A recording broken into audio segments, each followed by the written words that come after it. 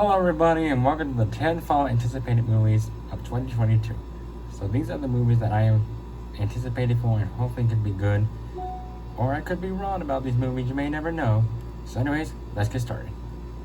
In last place is Avatar: The Way of Water. Now before you get mad at me, you big Avatar fans, it's been a long time since an Avatar movie came out.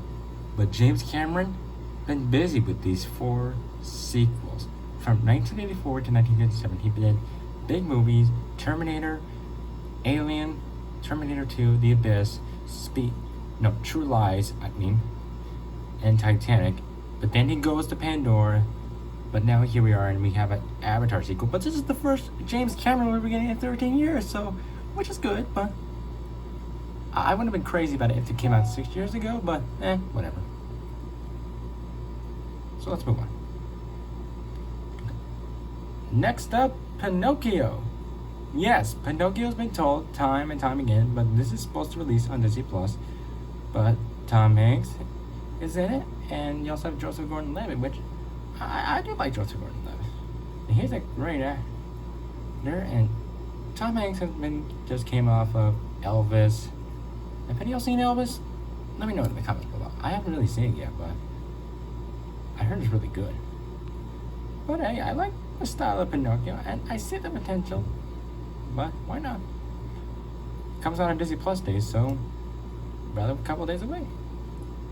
Hocus Pocus 2, another Disney Plus original, supposed to come out in September on Disney Plus. Sure, yeah, the original wasn't received well from critics, but is still held today as a cult classic. Love it or hate it, it's still a Halloween classic. Even if you do want to see the original, you gotta see the sequel, cause the witches are back. Just for that. Next up, The Fablemens. This is another Steven Spielberg movie for another year. Yeah, since coming off of West Side Story, he's now doing The Fablemens. Then this is about a coming-of-age drama, post-World War II, about a boy growing up in Arizona from age 7 to 18, discovers his family's secret, and then seeks his powers of film. Kind of sounds like Steven Spielberg to me, but whatever. He's done so much. He's the most acclaimed director of all time, and I know how good he's done throughout the 70s, 80s, 90s, and 2000s, 2010s. And he's done one movie so far this year in the 2020s. But you got Seth Rogen, which I really like how he's funny, and Paul Dano, who was the Riddler in The Batman. So, can't wait to see how that goes out. Next up, Babylon. Set in the jazz age of the 1920s. And this is more likely Hollywood is going from the silent films to the talkies film. Yeah, silent to the talkies film. I probably should look that up. How they did that. But that would kind of spoil it, but whatever. So in this movie you got Brad Pitt, Tobey Maguire. Yeah, Tobey Maguire. Who... Am I allowed this? Oh yeah, it's been a couple months, yeah, so. Who just came up Spider-Man No Way Home. Sorry for people who didn't see it yet. And also Margot Robbie, which is probably my favorite Harley Quinn actress. And I really like to see how they transfer from silent to the talkies. And it is going to be directed by Damien Chazelle, who has done La La Land, which was 6 years ago. Haven't seen that one, but I know it's a great movie, but I just wasn't into that so much. But yeah, whatever. Let's just move on. But still, I am still looking forward to this, because only a Tobey Maguire, everybody. Next up, Amsterdam. Yes, this is a movie from David O. Russell, who hasn't done anything for the last 6 years.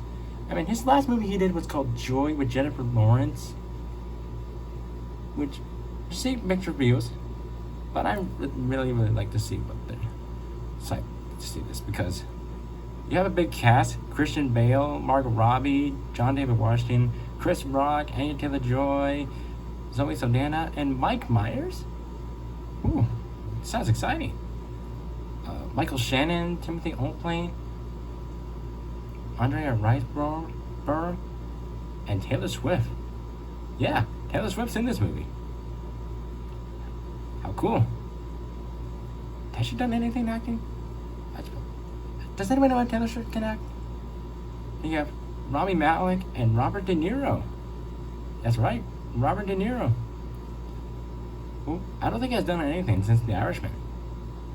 Yeah, The Irishman, done by Martin Scorsese for Netflix, which I would really like to see. This could. David O. Russell is a great director, but he's very difficult. But he's done like plenty of great movies. Like he did Three Kings, I Heart Huckabees, The Fighter, Silver Linings Playbook, American Hustle, and he's worked with Christian Bale plenty of times. But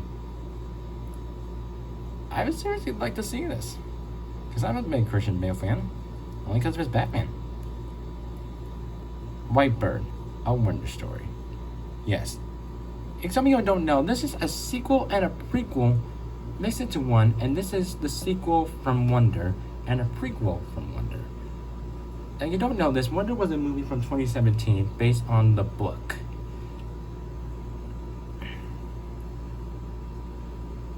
A White Bird Story is about the kid named Julian who has struggled since he got expelled for his treatment of the main character, Augie Pullman, while his grandma tells him the story of her youth in Nazi-occupied France, kept her safe.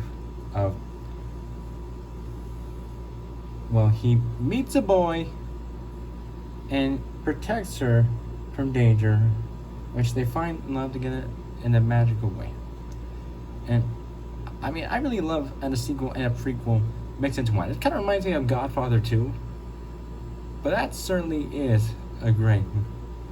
It sounds like a great movie to me. And I loved Wonder when it came out, but I love the story, I love the characters, but I'm not sure about Julian's sequel, spin-offs, but prequels to sequels? Why not? Give it a shot. Glass Onion, A Knives Out Mystery. Yeah, this is going to be on Netflix, not released in theaters, but I still am very excited to see this, because the first Knives Out was very successful, and the story was great. It looks like the Grand Budapest Hotel and Clue up to me, but that doesn't mean it was so good. Daniel Craig as Detective Blahnik coming back for this, that's great. In this movie you have tech billionaire Miles Braun invites his friends on his private Greek island when someone ends up dead. And you got a great cast here, like you're gonna get Dave Bautista, Ethan Hawke, Catherine Hahn, and you have Daniel Craig, who is returning as Detective Blanc, who's on the case again. Next up, Black Panther: Wakanda Forever. Now, to be clear with y'all, I still don't know if I really want to see this, but I have to, because it's Black Panther. It's a sequel to Black Panther. They played coy for 2 years ever since the tragic passing of Chadwick Boseman. And I don't know who's going to be playing Black Panther, but some people will probably be mad at me and say, Charlene, this is... Dude, this is the worst thing ever. You're just gotta let the hell movie... Okay, listen. The lead actor passed away, and they're not recasting him. Which, if they recast him, I would have been excited, but they put out a little clip of the trailer where they see who's Black Panther now, but I mean, you gotta see Black Panther. But I'm sure it'll be a nice tribute for Chadwick Boseman. But he'll definitely be missed. I know I probably should be excited for this one, but the only question is, who will be the next Black Panther? But the good news is, Ryan Coogler is involved with this, directing, and I mean, he is writing, right? He's writing, right? He's writing. He wrote the script. Did he write the script? He should have wrote the script. Well, whatever.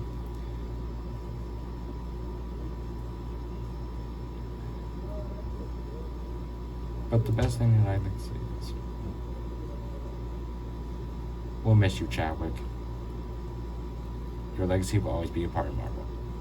Alright, moving on. But recently, my most anticipated movie for the fall is Black Adam.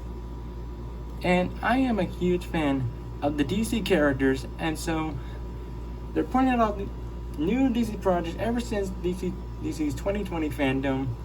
And one of the most exciting for this is Black Adam. It's been in development for a little while, but they cast The Rock, which I think is a really good choice. It's a very, very good choice because he totally looks like the character in the comics. And what makes me more excited is Pierce Brosnan is playing the villain. And you don't know this, Pierce Brosnan was James Bond in the mid-90s. And that's one of them. And he was probably not the greatest Bond, but I would love to see him as the villain, and especially to The Rock as Black Adam. That's really cool, but the other question is, will he part of be Shazam one day? I don't know, but Black Adam, definitely gonna see that. So, what are your anticipated movies for the fall of 2022? Post a comment below. Don't forget to subscribe, hit the like button, and I'll see you all next time. Bye bye.